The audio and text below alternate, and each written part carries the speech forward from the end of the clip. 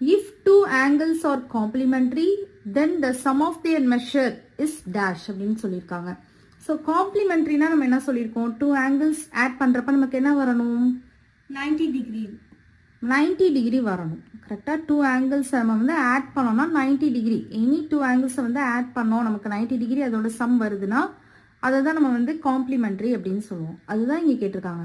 If two angles are complementary then the sum of their measures, இது ரெண்டையும் நம்ம add பண்ணுறப்ப நமக்கு என்ன வரும், 90 டிகிரி 90 டிகிரி தான் அப்போ ஆன்சர். ஓகேவா. இப்போ நெக்ஸ்ட் வந்து செகண்ட் சப்டிவிஷன் பாருங்க.